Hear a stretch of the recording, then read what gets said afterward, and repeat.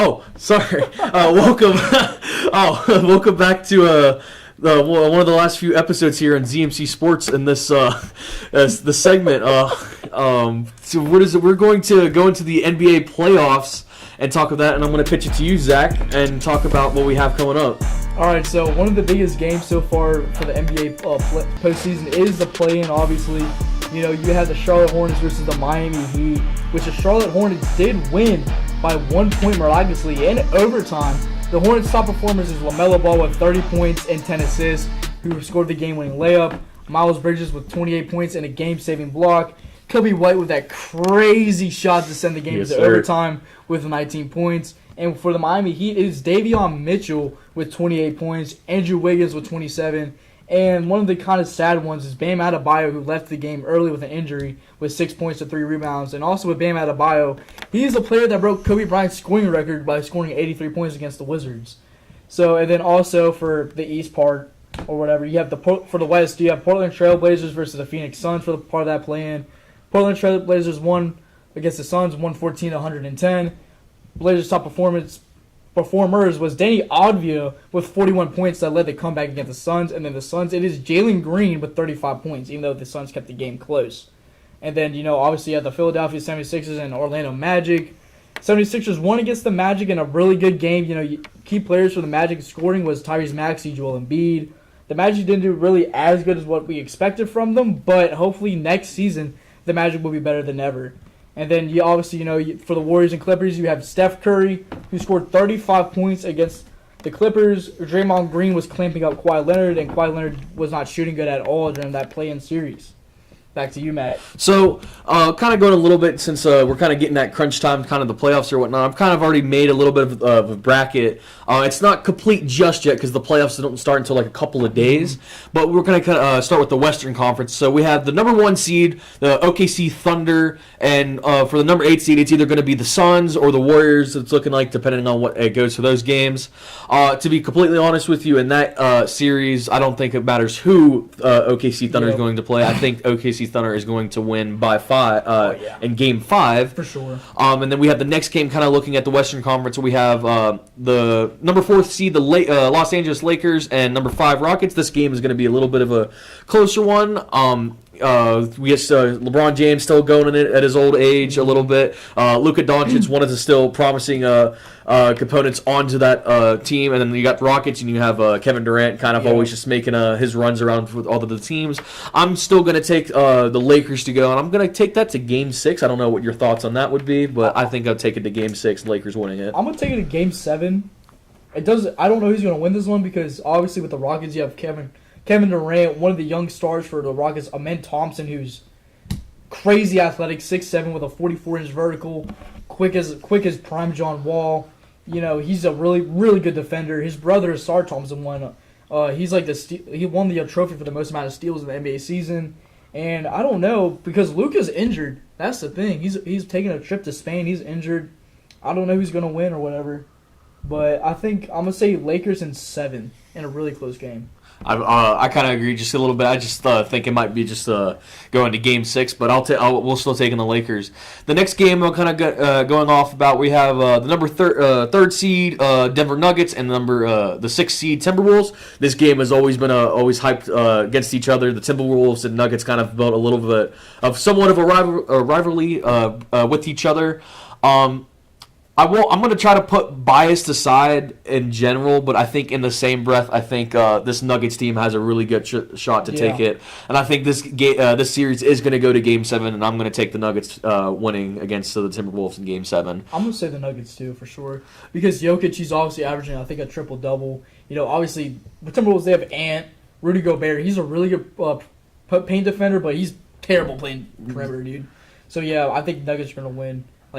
In 6 games, maybe like 6 to 7 games. Yeah, I'm also another key component, kind of going on the Nuggets or whatnot. Jamal Murray, he's proven himself all the time that he's one of the biggest clutches NBA playoff players. And I just look at him and Jokic and the chemistry that they build together. And honestly, this team is a little bit well-rounded. The defense is not the strongest as it can be, but the offensive scoring is like one of the best that it possibly can be. So I will take the Nuggets in Game 7. Then we have the next game in the Western Conference. We have the number 2 San Antonio Spurs and the Trailblazers, and kind of want to get some insight. What do you think of that? Spurs are going to win easily. I feel like they are, but with Denny Advia, being really good as so far with the playing game, 41 points. I think he shot like 14 free throw attempts, but still, I think obviously with the Spurs, you have Wembanyama, who's insane for his height and his weight. You have Stephon Castle, De'Aaron Fox, even with Julian Champagnie, they're just really well built together team. I have the Spurs winning in 4. I'm giving the Spurs. I'm going to say Spurs is 4 as well. I mean, there's really nothing too much. I think the Trailblazers are going to bring to there, and the Spurs. They've just been a hot streak and been a hot team for a while in this. And now we're going to take a little bit of a dive into the Eastern Conference, and we're going to look at the number 1 Pistons versus either the number 1 8 and Magic, Orlando Magic, or Hornets, depending on how these games kind of go. And I kind of want to get some insight on how you feel on either those teams. I'm glad that the Pistons are first seed because a few years ago Kate Honeycomb said in an interview that there's no way that we are 2-26 bad, and them now being the number 1 seed in the East is absolutely amazing because the East, they're actually pretty loaded this year because, you have the Pistons at first seed, like what you said, the Celtics at second without Jason Tatum. Yes. And Kristaps Porzingis. The Knicks obviously are going to be the playoffs now at number 3 seed. The Cavs, since the James Harden trade, they're in the playoffs with the 4 seed. The Raptors, surprisingly, are in the playoffs this year because I think last year they were in the play-in or they were a lower seed. They're the number 5 seed, and then the Hawks are the 6th seed with the leading scorer for that team being Jalen Johnson. Phenomenal player right there. For sure. But kind of going on with that, going with the Pistons and Magic, I think the Pistons are going to take this game. I know I think they're still suffering with a little bit of minor injuries here and there, but I still think they're going to take this game, and I'll take it Pistons in 5. I think I will too, but with that Cade Cunningham injury with his collapsed lung, I don't know if he's going to play the same, but I'm hoping he will, but I'm gonna say Pistons in 5. I'm gonna say Pistons in 5. So the next game I'm kind of looking at is the number 4 Cavaliers versus Raptors, like you kind of already mentioned. Both teams looking very promising, and like you already mentioned about the Cavaliers getting James Harden. I mean, one of the biggest trades that we talked about earlier in these episodes, it really surprised me because I was like, man, I have never really thought he would be going away where he was at with the Clippers and whatnot. And I'm just when time goes, you got to go. But I'm going to take the Cavaliers, and I'm going to take that into Game 5. Game 5 with Cavaliers. I don't know about this one because the Raptors, they've been pretty good on defense because Scotty Barnes, who's all-around player. You have Brandon Ingram, R.J. Barrett, Jakob Poeltl. He's a really good inside defender and rebounder. You have Jamal Sheed, who's a backup point guard for them. He's known for his defense of being really quick on the ball. And then Cavaliers, like what you said, they have Donovan Mitchell, Jared Allen, Evan Mobley, James Harden. I'm gonna say Cavaliers in 6. Cavaliers in 6 already. And then the next game after that one, we already mentioned the Knicks and the Hawks going against each other, and this is a game that's gonna probably be a little bit closer than what people expected. And I kind of want to get some insight what you think about that game. Well, the Knicks and the Hawks, they've been rivals for a pretty decent time because with the Trae Young stuff, Knicks players hating on Trae Young, cursing him out while the Hawks were in New York. But after Trae Young decides to be traded to the Wizards, I don't know if that animosity is still going to be there with the Knicks since Trae Young's gone, but Jalen Johnson stepped up big time. But I don't know about this one. I'm gonna say Knicks. I'm gonna say Knicks in 7. Knicks in 7. Yeah. I think this one might be the one that I might take an upset, and I'll take the Hawks. I'll take the Hawks at 7. I can see. I'll take that little upset or whatnot. Get a little bit of upset action here. And then the last team that we have for the Eastern Conference here, we have the number 2 Celtics versus the 7th seed 76ers. And I'm going to be completely honest with you. I'm still thinking the Celtics are still going to take this one. Yeah. The Celtics has always just been a phenomenal basketball team. Even like you already said, when Jason Tatum was not even in there, I mean, he's just their team has just been phenomenal the entire time. So I'm going to take them in 6. I'll take the Celtics in 6. If you have any other insight, I'm going to take the Celtics in 6 too, but I'm thinking it's going to be a rough 6 games because with the 76ers, they've been playing really good because Embiid's hurt, but even with Embiid hurt, Tyrese Maxey has stepped it up really big. And same with Paul George, too. Even after George's 25-game suspension from PEDs, he's been doing really good. Kelly Oubre stepped up as well. Even with the rookie VJ Edgecombe, he's been doing really well in the postseason. But I'm going to say Celtics in 6, like what you said. Yeah. And that's what we were talking about with all the playoffs right now. And then we have like one more big news before we get to NHL, as the NBA expansion or the exploration to Las Vegas and to Seattle. And this is one of the craziest things I've heard in a while, here in the NBA extending in these teams. And so here's a little bit of the notes that I got directly from the NBA. So NBA board officially voted to explore from Seattle and Las Vegas. They engaged to get in some investment banks like PJT Partners to kind of get help with the prospect markets, ownerships, etc., kind of really helping out with the expansion. And also one of the bigger names in that industry, Adam Silver, notes that this markets have like a long history of support with these NBA basketball teams. And this is something that's going to be really cool to kind of bring up to the NBA, especially with Seattle having a team back in the day, but also with another new Las Vegas coming in as well, bringing with that. So I kind of have some questions for you, Zach, and I kind of wanted to ask and get some insight from talk with each other. But I had the first question here is, when you hear about Seattle and Las Vegas, like potential expansion, like what stands out to you first with one of these organizations? Well, Seattle's most likely going to get their team back since they left after the 2008-2009 season, I think. And, Kevin Durant, he played one season there before they moved to the Thunder. Kevin Durant did say that he would play for the Sonics, I think, in an interview, if the Sonics did come back. And same thing with Gary Payton's son, Gary Payton II. He would automatically request a trade to the Sonics. But with Las Vegas, I'm not really surprised. It's Las Vegas. It's Las Vegas. It's a really big market. And plus, the Raiders, they moved because of bigger market, more money, obviously. I'm not going to say the gamblers decided they wanted a team in Las Vegas, but I think it's going to be really cool seeing NBA team in Las Vegas. But I don't know if they're going to share the same stadium as the UNLV Rebels, like the Summer League Stadium, but I don't know. I think it's going to be really cool.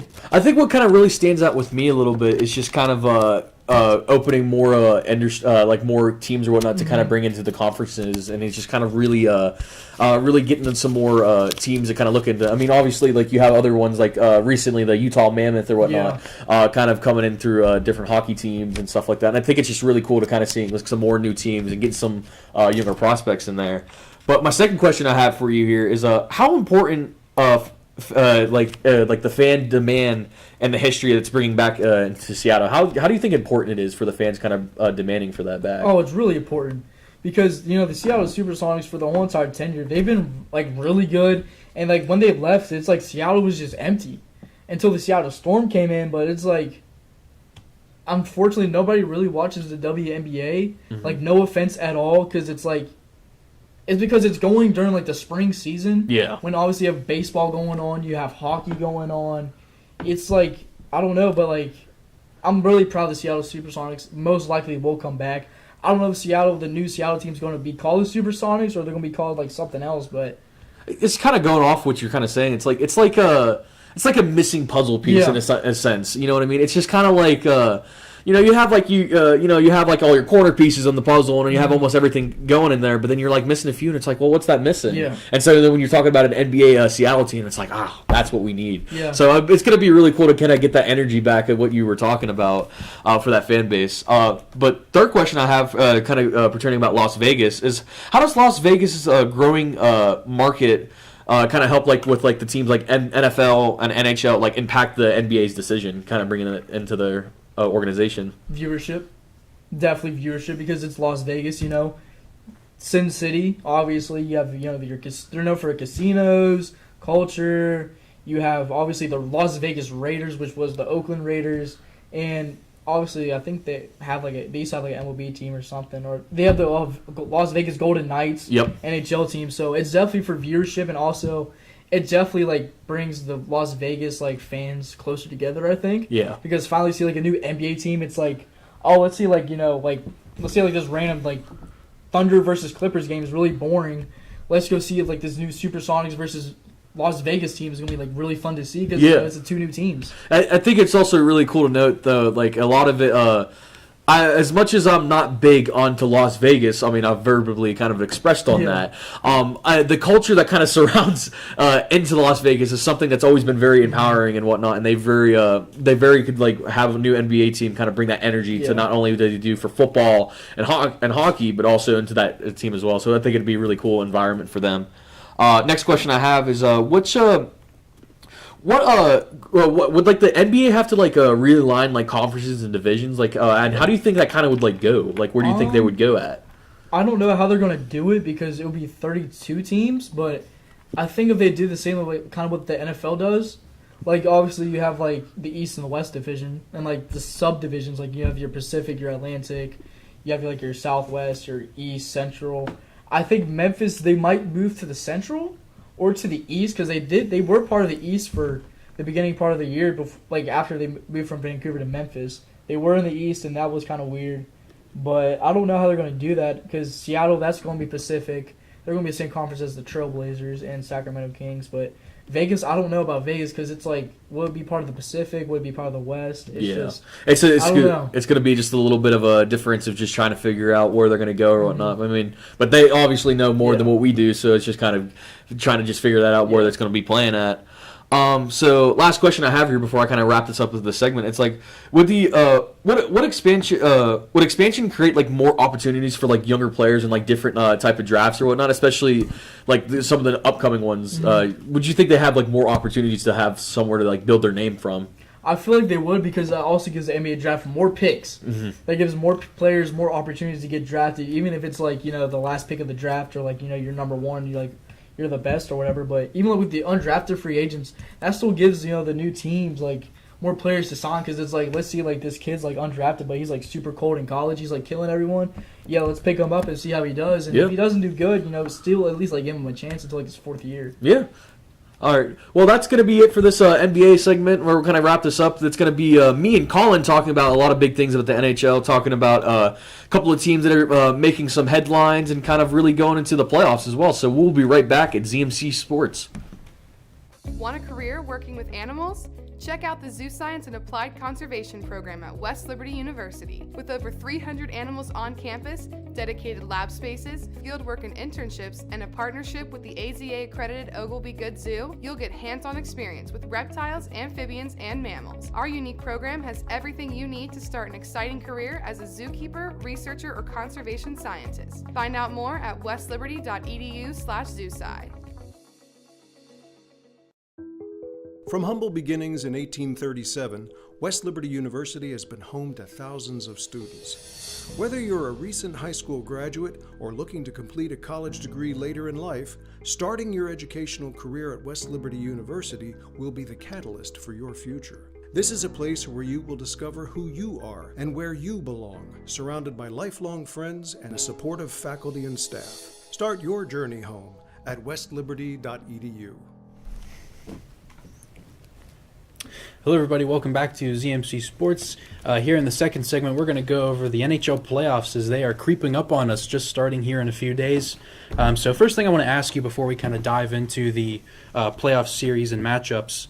So I'm going to list these three teams, and out of these three teams, who do you think had the better success? So we have the Pittsburgh Penguins, the Buffalo Sabres, and the Anaheim Ducks.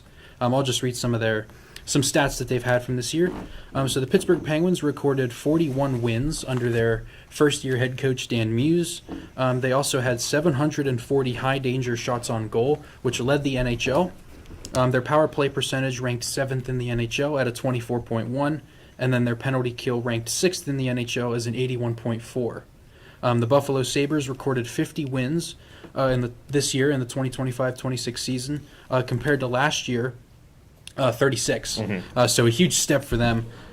Their penalty kill finished top 5. It ranked 4th, 81.9%, 698 mid-range shots on goal, which ranked 8th in the NHL, 283 goals for all season combined, 5th in the NHL, that ranked. And then the Anaheim Ducks, they had a total of 2,526 shots on goal from all locations. That ranked 3rd in the NHL. The Anaheim Ducks recorded 43 wins this season. They also spent, on average, about 41.6% of their time in the offensive zone at even strength, so at 5-on-5. That averaged 6th in the NHL. And then finally, ranking 13th in the NHL was their 265 total goals this season. So between those three teams, who do you think had the better season? So before I kind of answer this question, I kind of had a little bit of like some of the rosters, the points, and kind of their stats or whatnot to kind of finalize my decision a little bit. But so with the Penguins roster, you know, Sid the Kid, Sidney Crosby, he's leading in the points. He had 74 points, even with the injury that he had. Then you had Eric Carlson. He had 51 assists, and then Sidney and Brian Rust, am I correct? Thank you. They both tied with the 29 goals, and if we look at the Sabres, we have Tage Thompson. He had 40 goals. He's leading with 40 goals into the season. Then you have Rasmus Dahlin, thank you. Rasmus Dahlin, he has 55 assists, and Tage is also with 81 points as well. And then we're looking at the Ducks right now. Then you have Cutter Gocella. He had 41 goals leading in that and leading his team. Led Carlson with 38 assists, and then also Cutter Gocella with 69 points. So kind of making this decision, kind of like naming those few stats or whatnot. I mean, the one that always stuck out to me, and it's not just because I watched them more recently, but it's got to be the Penguins. I mean, the Penguins have really stepped up to where they have in the last like few years. I mean. Obviously, when I was growing up and didn't watch it as much hockey, but seeing what Penguins used to be, I mean, they were the most dominant team of all time. I mean, just coming up and Sidney Crosby kind of making the headlines and doing everything like that. I mean, that was like peak childhood around my time. And then now it's like after like a couple of 2 or 3 years, and I've seen them, they just kind of faded away. And I was like, what's going on? Like, what's wrong with what's happening with the Penguins? And so kind of seeing them coming back and getting their toes back in the water. I mean, they're not the most dominant right now, but they're still making a name for themselves, making sure like, hey, we're still here. So I'm obviously going to go with the Penguins as kind of being the most standout team this year. So for me, obviously, it's actually not going to be the Penguins. It's going to be the Buffalo Sabres. They're making their first playoff appearance since 2011. Before making the playoffs, they had the longest playoff drought of all of the teams in the 4 pro major sports at 15 years. Now it's the New York Jets at 11 seasons. But, you know, Buffalo, they just really couldn't get in the playoffs. Lindy Ruff, their head coach, he coached them prior to this year, but stepping up at the head coach, really getting the team on the right track. It's just been a remarkable year. You can make an argument for the Ducks, too, making their first playoff appearance since 2018. They got a really good young core, you know, with Leo Carlson and Cutter Gauthier, like you mentioned. Also with some veterans like Jacob Trouba, Radko Gudas, Chris Kreider, too, from their New York Rangers. But, yeah, the Pittsburgh Penguins have really, really stepped up. I think part of that, like you said, they weren't good for a number of years. That was mainly due to their average old age. They had a lot of old guys, so they got rid of them. Got a lot of draft picks. I think they have like 30-some picks over the next like 3 years. It's really nuts. Yes. Zach behind the camera, pretty shocked. That's impressive. And, you know, the Jack Adams Award, which is awarded to the best coach of the year, easily I think Dan Muse and Lindy Ruff are on that list for nominations. So I'm gonna give it to the Penguins and the Sabres. Yeah. But if I had to pick one, it would be the Buffalo Sabres. All right. I get that. So now I kind of want to go into these playoff series, kind of give some stats on both teams, and we'll kind of pick our winner. So first, in the East, the Buffalo Sabres and the Boston Bruins. The Buffalo Sabres have 30 postseason appearances in their franchise's history. They were the number 1 team since mid-December. Obviously, they weren't number 1 in the standings, but they just had, you know, goals and stats and all that. They were number 1. Right. For the first time since the 2006-2000 season, they have recorded their highest win total of 46-plus wins. This is also their first 100-point season since the 2009-2010 season. They also set a franchise record with a 10-game win streak that was set in December. They also recorded the most home wins since the 2009-2010 season at 24. And then the Boston Bruins, they have a total of 78 postseason appearances, 64 series wins.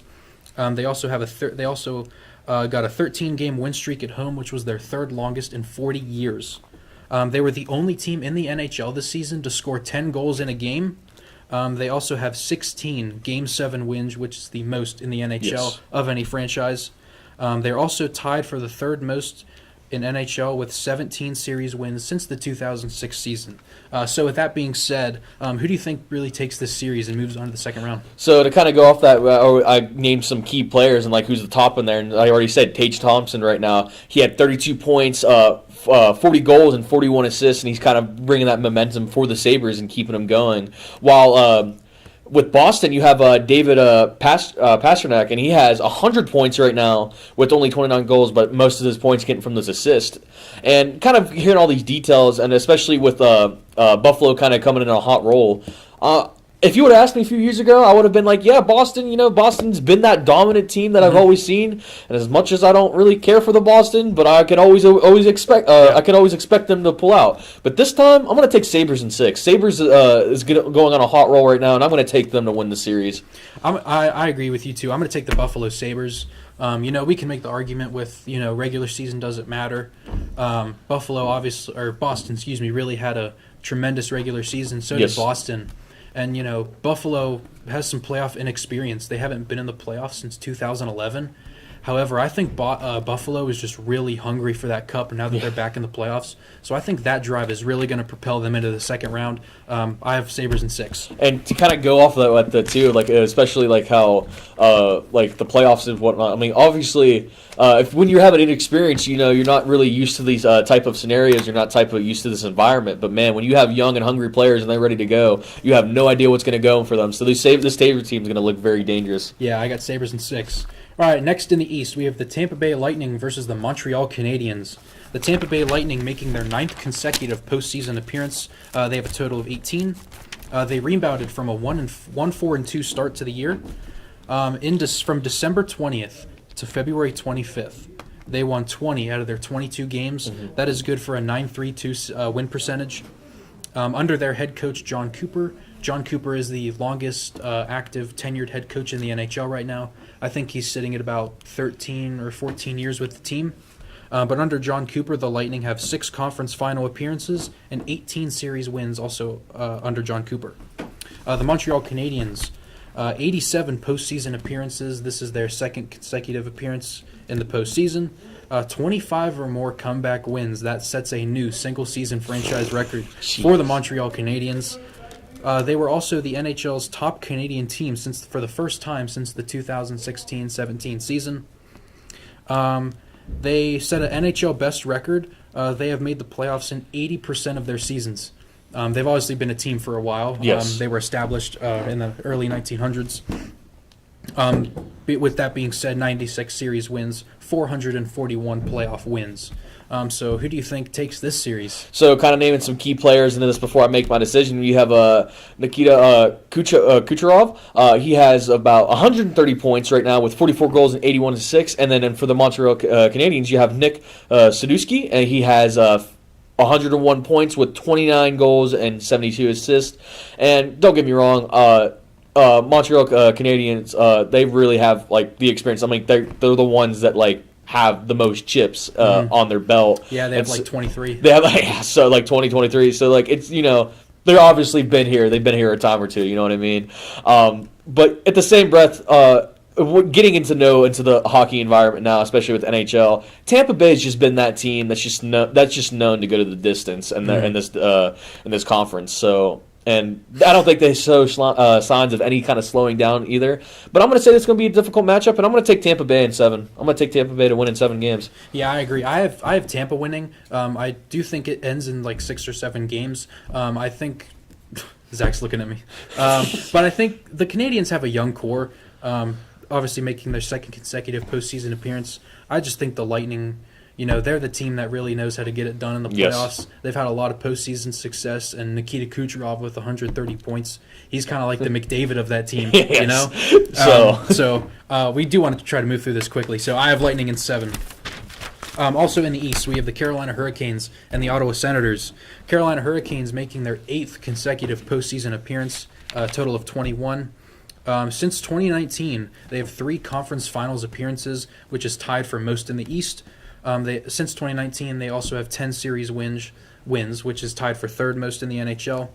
They also have 47 playoff wins since 2019, which is the 6th most in the National Hockey League. Ottawa Senators making their second consecutive postseason appearance, just like the Canadiens, a total of 18. This is their consecutive 40-win seasons. They have recorded consecutive 40-win seasons for the first time since the 2007-2008 season. That was the year where they were just coming off of their Stanley Cup final appearance.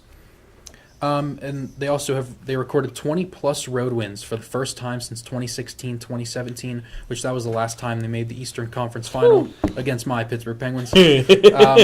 So over their franchise, 74 playoff wins, 11 series wins.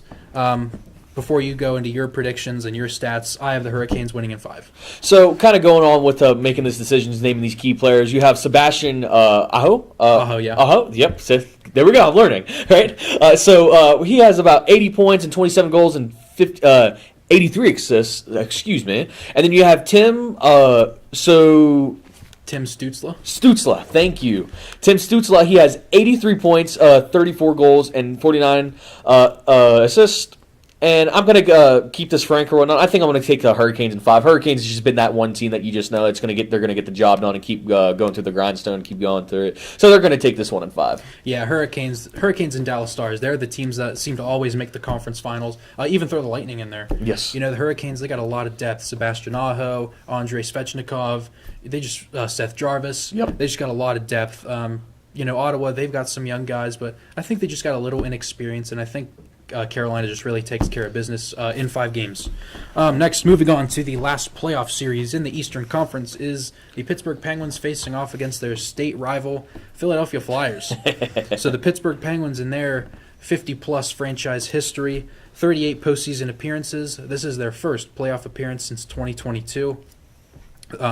Entering the Christmas break, they sat third last in the Eastern Conference, and now here they are, finishing second in the Metropolitan Division, making the playoffs. They have 20 series wins since the 2005-2006 season, which that was Sidney Crosby's first year. Mm-hmm. That is tied for first among NHL teams. They also have the most playoff wins of any franchise since the 2005-2006 season with 103. Philadelphia Flyers, 41 postseason appearances. They overcame a 9-point deficit to make the playoffs, so they kind of just snuck in there. Going on a little win streak near the end of the season. They recorded a 40-plus win season for the first time since the 2019-2020 season, which unironically was the last time they made the playoffs. They have 44 series wins among non-original 6 teams, which is tied for the most. So if you guys are unaware, the original 6 teams, those are the Chicago Blackhawks, Detroit Red Wings, Toronto Maple Leafs, Montreal Canadiens, Boston Bruins, and New York Rangers. Yep. Also among non-original 6 teams, they have the most playoff wins at 231. Yeah. Again, before you go into your predictions, I have the Penguins taking this in 6. So, kind of going off, naming some of the players, the key components onto this team, you have, obviously, Sid the Kid, Sidney Crosby. Already mentioned his stats. And then you have Travis Konecny, I think that's Konecny. Thank you. Bear with him. Hockey names are hard to pronounce. Yes, I'm very bad to pronounce with these names, but I'll just say Travis. So Travis with 68 points, goals and 27 and 41 assists, and this is the game that I'm going to be very much paying attention to. This is one of the games that I really love to watch, and I love this kind of matchup, especially the kind of brawl that you guys always had. And I'm going to take Penguins in 6 because I just think Penguins are just going to take this one and get this one done and show everybody that you guys are back. So yeah, I have the Penguins in 6. Obviously, Crosby, Malkin, and Letang, they're hungry for that cup, missing the playoffs for 4 years, potentially their last shot at a cup. Obviously, all of them entering their 40s. But this is the Penguins have some good forward depth. Yes. And this is the best scoring that we've seen from the Penguins since the Sidney Crosby era. Yes. They're averaging, I think, 3.6 goals a game, which is the most against any Penguins team since Sidney Crosby's entered the league. This is also a cool stat that I saved it in my camera roll. I wasn't able to write it down. But obviously, Penguins and Flyers is dubbed as the Battle of Pennsylvania. Yep. And then Islanders and Rangers is dubbed as the Battle of New York. A little Hockey 101 lesson for you guys.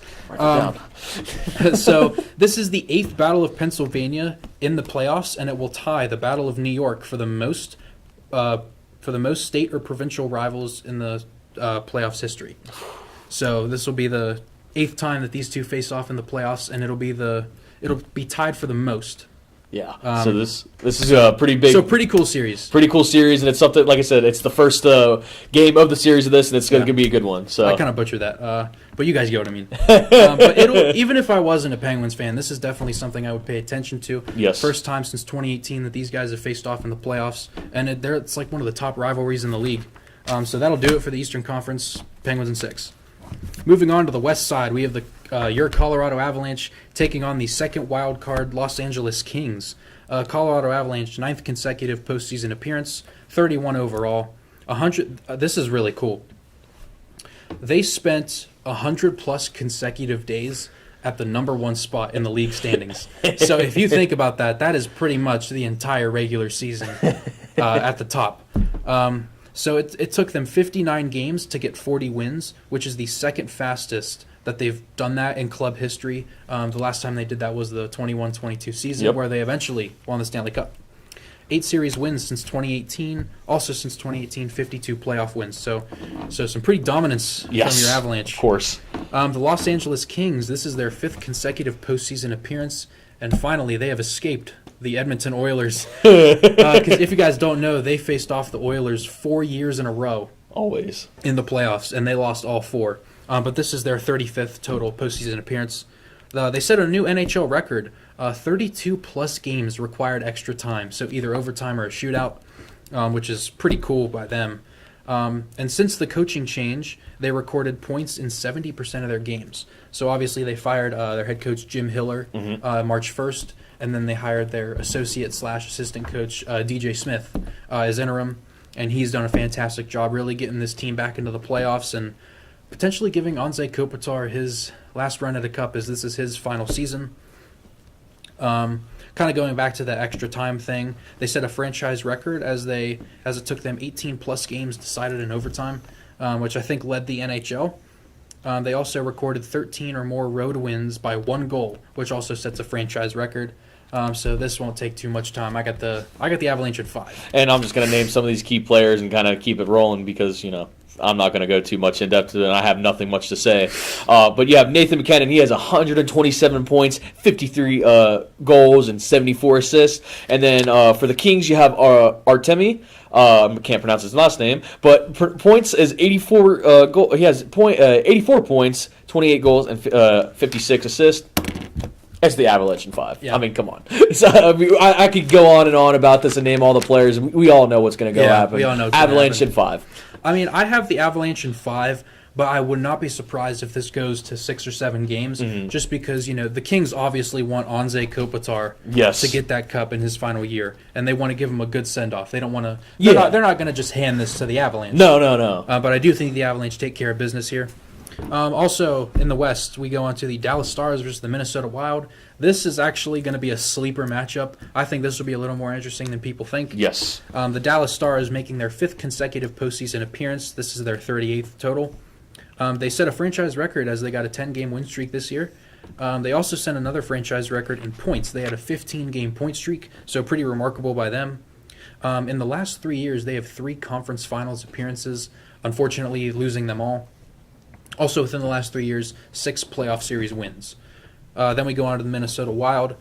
This is their 2nd consecutive postseason appearance, 15 total. And that doesn't seem like a lot, but then you think this team has only been around since the 2000 season. Yep.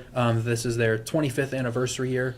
I don't remember the exact statistic, but they could become one of the handful of teams to win the Stanley Cup in their anniversary year. Yeah. In one of their anniversary years.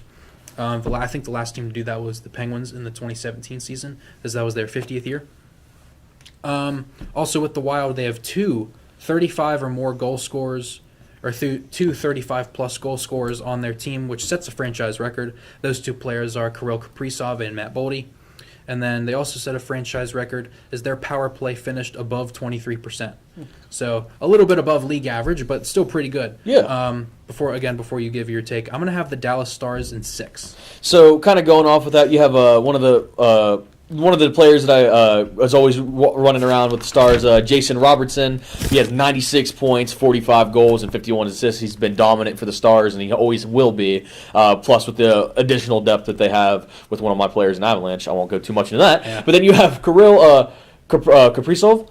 He has 89 points with 45 goals and 44 assists.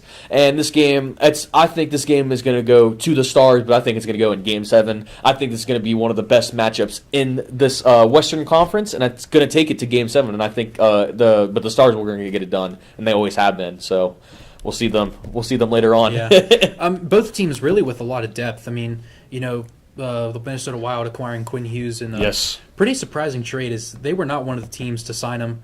But this is definitely, I think, one of the best Minnesota Wild teams that we've seen in the first round in a while. Yes, exactly. So I have the Stars in 6, but again, would not be surprised if it goes to 7. Also, I don't think I'd be too surprised if the Wild kind of go on a little upset here. It would be a pretty good series to see a little upset with that action. Yeah, I would love that. Yeah, before we go into these 2 playoff series, I mean, I think we've agreed on all these picks here, but that was not planned, by the way. Now we get into, I think this will be one of the biggest playoff series in the first round. It'll be one of my favorites, the Vegas Golden Knights and the Utah Mammoth. Oh, yeah. This, other than Penguins Flyers, this is going to be the one to watch. The Vegas Golden Knights, this is their 4th consecutive postseason appearance. They have 8 postseason appearances total. And again, they've only been in the league 9 years. Yes. So they've only missed the playoffs once. They were top 3rd in the Pacific Division for pretty much the entire season, 90% of the season. They set a franchise record as they had 10 or more games scoring 6+ goals. So that's pretty cool. Also, since their inaugural season, which was 2018, they have 12 series wins, which is tied for 2nd among teams since then. 62 playoffs wins also since 2018. That is tied for the 2nd most in NHL history. Or not history, but since then, tied for 2nd. They have made the Western Conference Final 3 times in their 8 playoff appearances. Pretty remarkable from the Vegas Golden Knights. They just know what to do when it comes playoff time. the hockey is their name, man. They know how to get it done. Yeah, hockey is their name. And then we get on to the Utah Mammoth / Arizona Coyotes, I guess, if you want to throw them in there. So this is the first playoff appearance for the Utah Mammoth. Not really the players, as the players were on the Arizona Coyotes, and they just kind of moved to Utah. But this was really cool. I found this. Utah will be the 23rd state to host playoff hockey. And Utah Mammoth, this is pretty cool. They were inside the playoff bracket since February 2nd. Wow. So getting the playoffs, they really knew how to hang on to that. They have 6 players with 20+ goals. I wasn't able to get all those people down. But, Utah, they have a little bit of experience on their team. They have 5 Stanley Cup winners on the roster. Nate Schmidt, who won with Florida in 2024. Ian Cole, who won with the Penguins in 2016 and 17. Vitek Vanacek, who also won with the Panthers in 2024.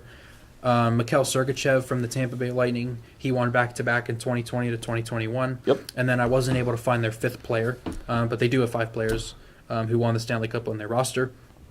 And then one key player I wrote down is Clayton Keller. He is the first American to captain a franchise to their first playoff appearance in 40+ years. Yes. So before we go into this, I have upset. I have the Utah Mammoth in 7. Kind of going off a little bit with what I have my opinion as well. Clayton Keller with 88 points, 26 goals, and 82 assists. And then you have the Vegas Golden Knights. You have Jack Equal with 90 points, 27 goals, and 63 assists. And like I said, we weren't trying to connect to each other with the predictions, but I know we agree on hockey somewhat, and I'm taking this upset. I'm taking the Utah Mammoth in 7. This is going to be one of these games to watch, and I'm so ready for this one. This one's going to be one of the best games to watch in these series. Yeah, one of the best series, and obviously the Vegas Golden Knights really know how to turn it on in the playoffs. A lot of playoff success and postseason success. They made the Stanley Cup Final their inaugural season, which I don't think had ever been done, or if it hadn't been done in a while. The Utah Mammoth / Arizona Coyotes making their first playoff appearance. It really is the first playoff appearance for some of these players. Yes. Clayton Keller, Dylan Gunther, a lot of those guys. Utah, they're just such a wagon. Yes. They really know how to get the crowd going, especially with that new Zamboni that they got, the new fan Zamboni. I really think the Mammoth can just take care of business. I have them in 7. Again, I wouldn't be surprised if Vegas wins, but I just got Utah. And then we get to the last playoff series in the West, the Edmonton Oilers taking on the Anaheim Ducks. The Edmonton Oilers making their 7th consecutive postseason appearance, their 28th overall. This is their 5th straight 40+ win season, which is the 2nd longest stretch in club history. They have 3 conference finals appearances since 2022, which is tied for first place with the Tampa Bay Lightning.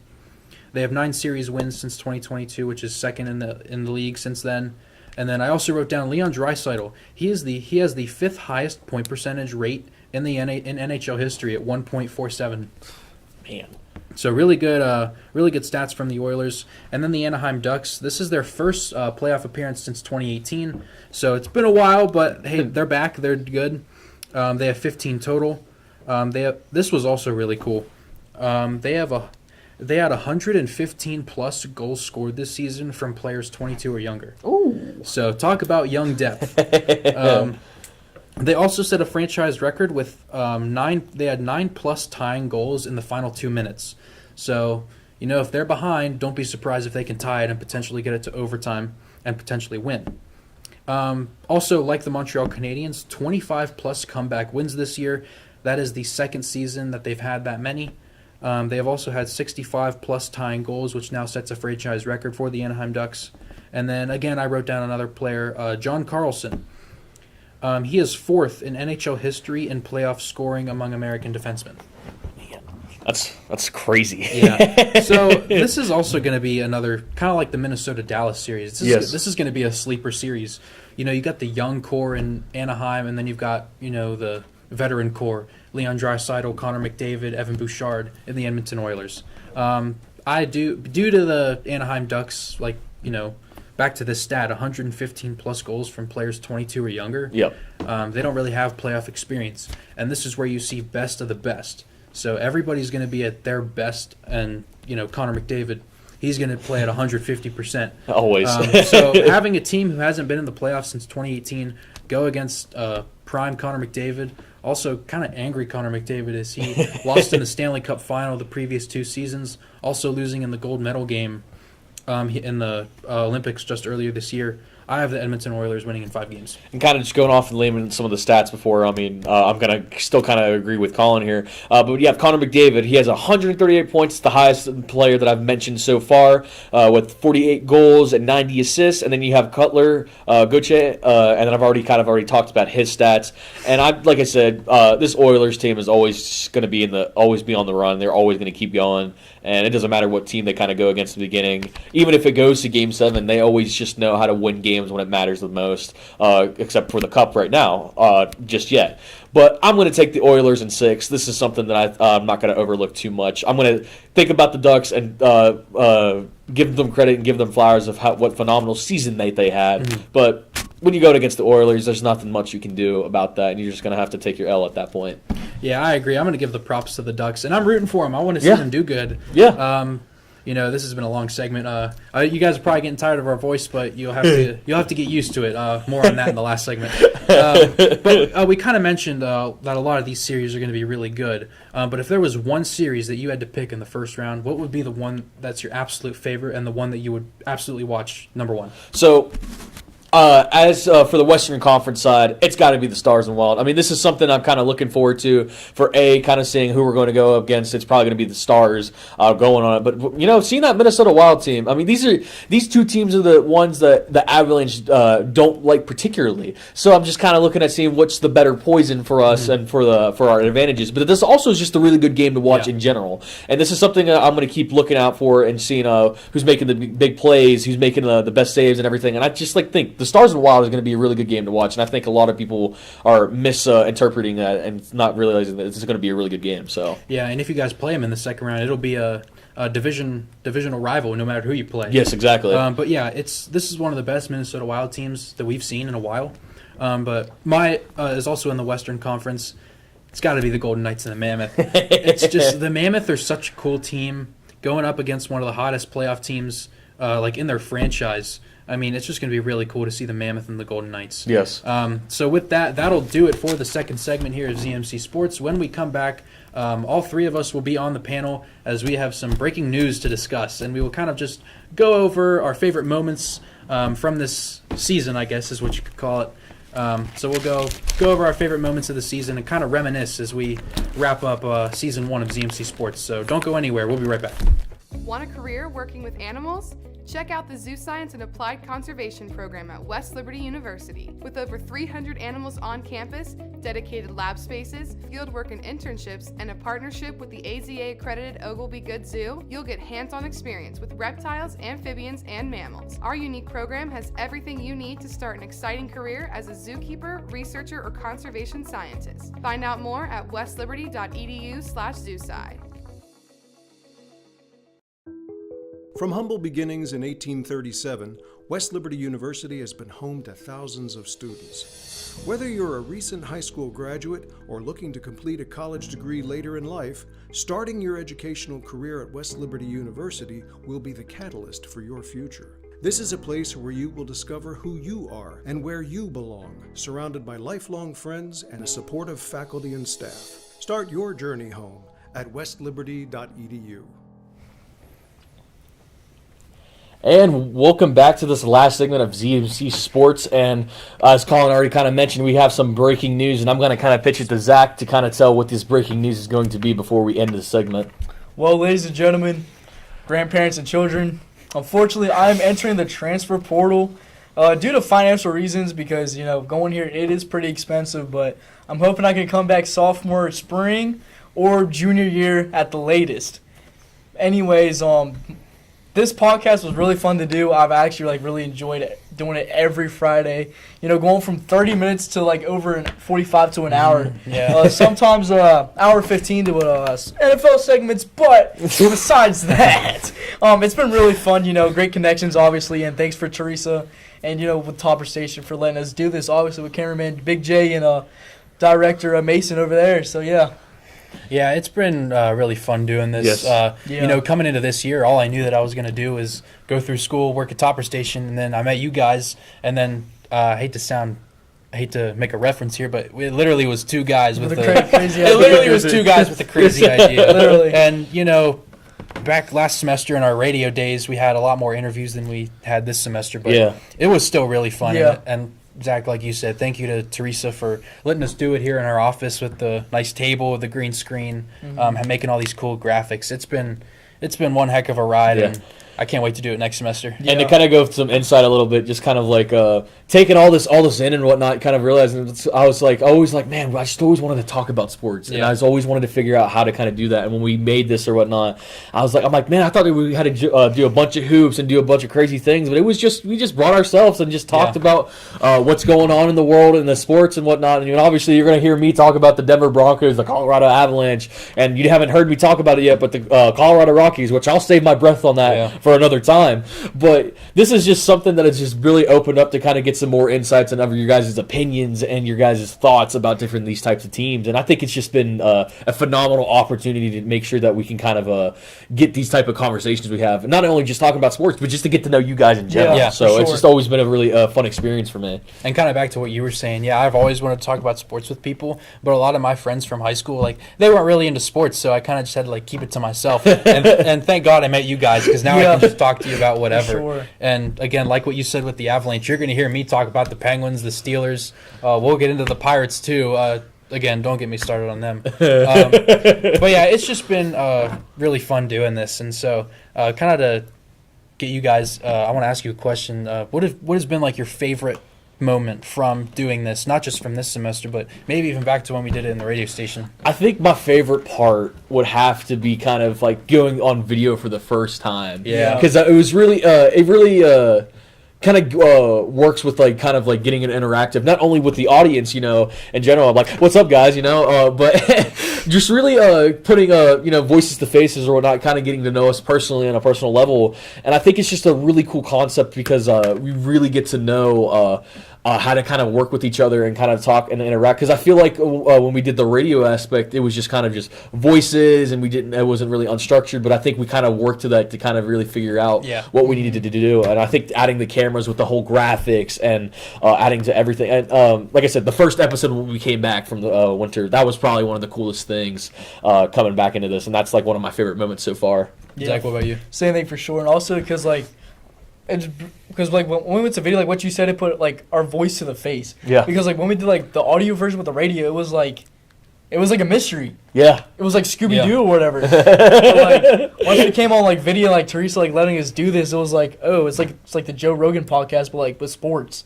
It's like, you know, like your inspiration is like Pat McAfee, right? Yeah. And it's like, you know, Pat McAfee, Rich Eisen. like broadcasting students, so this is going to help us out with our degree like Yes. later in the future in the year. So I think my favorite moment of the year, this is a little like minute, I guess, a little niche. But it was when we went over the Olympics and Zach got all hyped about USA. And I remember when I was giving out stats for like the total medals from each country, and Zach got really into it. And he was like, "This is America. We should have more medals." And I think that was my favorite part of the episode. Dude, the curling. Oh my Yes, god, the curling. The curling was the best thing. But I think my favorite, but like, kind of go back to what you guys said. Yeah, like coming in here for the first time and seeing these graphics pulled up on Teresa's computer, I was like, wow. Like, this is like I felt really professional doing it. Yeah. And, you know, having these graphics and, you know, the music, the intro music, and so having the camera, names to faces, like, it's really cool. And it was just a kind of a big step from radio. Yeah. One other question is, obviously we had some interviews. We only had about 4. Yeah. But who would you say is your favorite person that you've interviewed on this podcast? So for me, I'm going to kind of go pitching into one of the first few students that we had. Her name was Charlie, if you guys remember. Charlie was a really cool interview to have. I kind of felt really bad that she was there just listening to us, but I know recently I had a conversation with her, and she was just talking about how like a lot of us were really put together, and we were like very she was kind of like influenced of like learning of like we got really into what we were talking about. So I thought it was a really cool concept from hearing from another student here and just kind of like listening to what we do, like, you know what I mean, like, because this is what we want to do. So it's cool that like somebody kind of sees it and it's like, wow, you guys, you know, as college students, you guys are doing pretty good, you know what I mean. But if I had to like give like another really favorite one, it's got to be the Chris McPherson one. Yeah, I mean, Chris McPherson, he has his own he has 2 podcasts, and also being a professor here at West Liberty, and it's like he had a lot of good advice, a lot of good commentary, and a lot of good takes that he had in sports in general. I mean, he keeps well in depth into the sports world as well as his professional world. So, and it's always just good to have another peer per se, you know, kind of helping us out and kind of giving us some pointers and pointing us in the right direction. So that's going to be my 2 favorite interviews so far. Yeah, and you guys didn't know this, but Charlie, after we interviewed her on the first segment, she sat in there the whole time while we recorded. And not gonna lie, it kind of threw me off a little bit. because like, I thought like, is she gonna leave? Yeah, Or she's just gonna like be and just like hang out or whatever. And I think like, I think like that conversation we had, like she was very, like you said, she liked listening us to talk. So I was like, oh, okay, this is cool. You know what I mean? I felt bad though because I just feel like she didn't say anything. And I'm like, what do you think, Charlie? And she's like, yeah. And I was like, I mean, I guess we did kind of send the invitation, like, you're free to stay. Yeah, we did say that. Let's not discredit that. I think it's just because we expect people to be busy. We just expect them to leave. So that kind of threw me off a little bit. But again, Chris McPherson. I mean, you know, like you said, he's got 2 sports podcasts, or not 2 sports podcasts, one sport and one professional. Sports, one professional, and I think he said his sports podcast, he's got like over 300 episodes or something. Yes, and you know, he actually talked with us about sports. Like he was with us in the moment of that first segment. We weren't just interviewing him. He was like almost like a 4th member. And also he gave us some good advice on the podcast and stuff. So Zach, I'm gonna throw it to you. Yeah, I think we had 4 interviews like what you said. My favorite's obviously gonna be Chris McPherson because you know he's been doing the podcast stuff for however many years, I don't even know, but he obviously gave us tips, obviously, because I think after that interview, his like advice made us like do this way better. Yeah, and plus like obviously he's like a big sports fan, so you know it's like 4 dudes talking about sports or something. So it's like it's awesome. And then obviously with the Charlie one, she gave us a different aspect because for interview 2 and 4 they were athletes. Yes. And then Charlie's a theater kid, so she's like it gave us like a different theater variety. Yeah. So and then obviously with Chris, he's like, you know, a professor here. He's like obviously 2 podcasts. He's I think the RA or director of your frat, right, or something like that. Yeah, something like that. Yeah. Yeah. So it was like really cool seeing like different like views of like different like standpoints like which like around the university. Obviously, I wish we had more, but I'm glad we had more than at least like 1 or like none. To kind of go pitch with that, I mean, obviously. we're gonna try to work on this a little bit more. I mean, sadly, not with you, Zach. Not until you come back.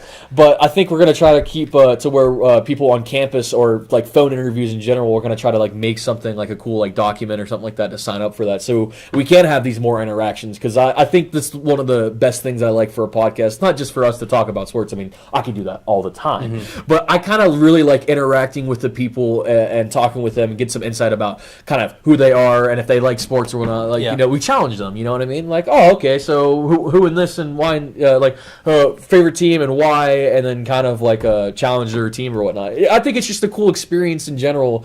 Kind of really getting into not only just us talking in general, being professional, but learning our interviewing skills. It's always got to be something to kind of be well done, especially wants to build us up more for our professional career. So, and that's going to be something we're going to need to work on. Yes. Yeah, especially as broadcasting students. Yeah. Yes. But before we go off here, I will just kind of give you guys a heads up for what's going to happen.